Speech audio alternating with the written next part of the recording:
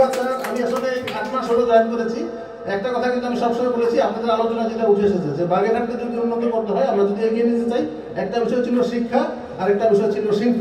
এই দুটো দিকে আমাদের অবশ্যই নজর দিতে হবে। পাশাপাশি পর্যটন, যেটা এখন সারা পৃথিবীতেই চলছে, পর্যটন এটা ছাড়া আসলে বিকল্প নাই।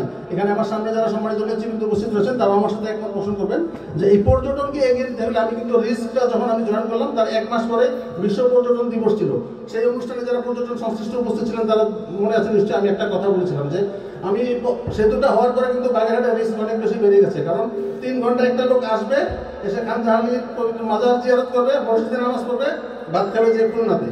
তো আল্লাহর রহমতে এখন এই মডেলটা হওয়ার পর আমরা দাবি করতে পারি যে না, যেতে চাইলে আমরা যেতে দেবো না, এখানে বসাবো, খাওয়াবো, তারপরে পাঠাবো। তো স্যার, আপনাদেরকে অসংখ্য ধন্যবাদ। আপনারা যে কাজটা করেছেন, আমরা আশা করছি এটা একটা শুরু মাত্র।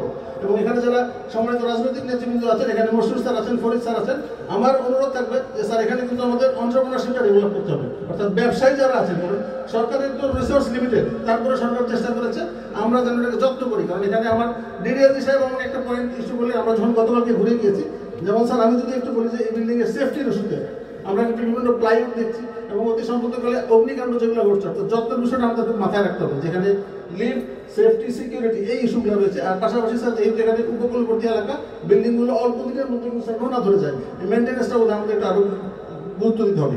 আমাদের জামায়াতের সভাপতি সাহেব যেটা বলেছিলেন যে এখানে একটা রাস্তার কথা বলেছিলেন, আমি নিশ্চয়ই এই বিষয়টা নিয়ে, যেহেতু বাগেরহাটের ডিসি, আমি এটা অবশ্যই আমার যে রোডসেন হাইওয়ে রয়েছে সেখানে কথা বলবো, আমার মনে মিডিয়ার বিষয়টা অবশ্যই দেবো। এই জন্য আপনাদেরকে ধন্যবাদ জানাচ্ছি। সাংবাদিক ভাইরা সবসময় সহযোগিতা করেন, মিডিয়া যারা রয়েছেন তাদের প্রতি অনুরোধ থাকতে হবে যে দুনিয়া হচ্ছে এখন মার্কেটিং এর দুনিয়া, প্রচারই প্রসার, আপনাকে প্রচার করতে হবে। এবং আমি কথা দিয়ে যাচ্ছি স্যার, আমি এরপর থেকে যতগুলো মিটিং করবো, সপ্তাহে মিটিং, প্রত্যেক মিটিংয়ে আমি এই পর্যটন মডেলের কথা বলবো। ফরিদ স্যার হাসতেছেন, ফরিদ স্যারের মধ্যে অনুরোধ স্যার আপনারাও করবেন, প্রচার করবেন। কারণ আমরা সবাই মিলে, তহিদ ভাই বাগেরহাটবাসী, আমিও বাগেরহাটবাসী, আমি বাগেরহাটের বাড়ির লোকটা। সুতরাং যতক্ষণ বাগেরহাটে আসি আমরা চেষ্টা করবো সবাই মিলে এই পর্যটন, আমরা মনে করি এটা একটা শুরু মাত্র। আমরা যদি এটাকে চালু রাখতে পারি তবে ইনশাল্লাহ পর্যটনে, শুধু পর্যটনে নয়, সব কিছুতেই বাগেরহাট এগিয়ে যাবে। তো এই জন্য আমার সবচেয়ে ভালো লেগেছে, আপনারা একটা বিষয় খেয়াল করে দেখবেন, আমাদের উপস্থাপক যখন বলছিলেন আমরা কিন্তু বিশিষ্ট ব্যক্তিত্ব হিসেবে সবার পরিচয় করে দিচ্ছিলাম। কারণ আমরা চাই এখানে আমরা যারা এসেছি বাগেরহাটের ডিসি হিসাবে আমরা সবাইকে ইকুয়ালি ট্রিট করবো। আপনার ব্যক্তিগত পরিচয় থাকতে পারে, আপনি এই দল করেন, এই দল করেন, কিন্তু এখন আমাদের সবচেয়ে বড় পরিচয় আমরা বাগেরহাটবাসী, বাগেরহাটের লোক। আমরা বাগেরহাটকে একসাথে সবাই এগিয়ে নিয়ে যাবো।